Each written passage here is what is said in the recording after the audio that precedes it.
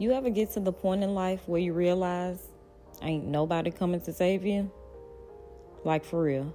Nobody's going to fix your habits, change your mindset, or create the life you keep talking about. You got to save yourself because they won't do it for you. And that's not a bad thing. It just means it's on you now. Your peace, your growth, your discipline, and your healing. You can't wait for people to show up for you the way you show up for them. You can't wait for the right time to start doing better. Sometimes saving yourself means waking up and deciding, I'm done playing small. I'm done over-explaining, overspending, over-giving. You have to save yourself, not out of bitterness, but out of awareness, knowing that if you don't start showing up for your own life, nobody else will. It's not about being strong all the time. It's about being honest enough to say, I deserve better than what I've been settling for. So yeah, this season, it's about choosing me. Not because I don't care about people, but because I finally care about myself enough to stop pouring from an empty cup. I'm still here, still blessed, still doing me, and honestly, that's more than enough. I decided to go to Current Meditation Studio, mostly because I wanted to learn how to sit in stillness and really hear myself again. We spend so much time moving, working, achieving, and performing that we forget peace isn't something you stumble across. It's something you practice. I'm in a season where I want to be more intentional with my time, my money, my energy, and my peace. Because at the end of the day, peace is something you create for yourself. Nobody can give that to you. And saving yourself isn't selfish. It's sacred. Because people can love you, but they can't carry your purpose. They can cheer for you, but they can't fight your battles.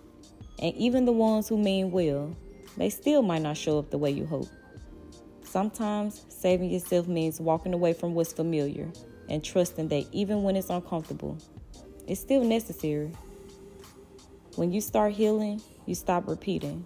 When you start choosing peace, you stop chasing validation. You'll outgrow some people, some habits, even some versions of yourself. But that's not loss. That's alignment. Saving yourself is remembering who you are. Not the version shaped by fear or disappointment, but the version designed by grace.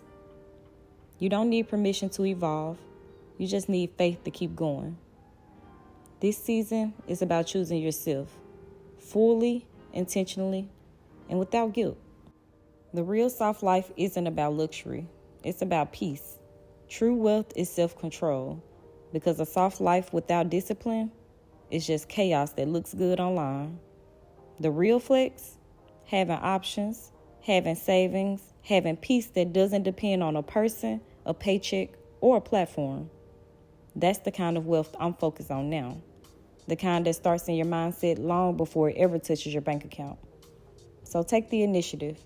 Don't wait around for other people to be happy for you. Any happiness you get, you've got to make yourself.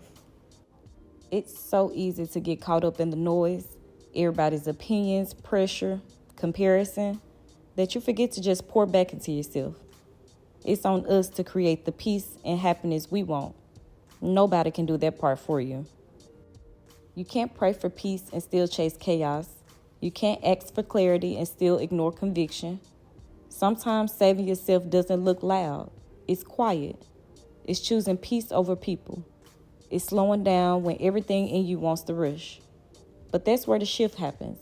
When you start showing up for you, that's when God starts revealing what's really for you. Because He can't bless who you pretend to be. He moves when you're honest, disciplined, and obedient. When you start choosing peace on purpose. Meditation reminds me that slowing down is still progress.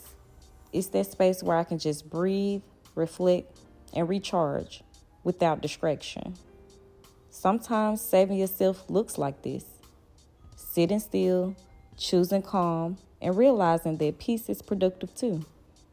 For me, this isn't about luxury. It's about discipline. Because learning how to pause is just as important as learning how to push forward. When you make peace a priority, everything else starts to align. Your thoughts, your spending, your energy, even your faith. Every season won't make sense while you're in it. Some lessons only come from silence, isolation, or starting over.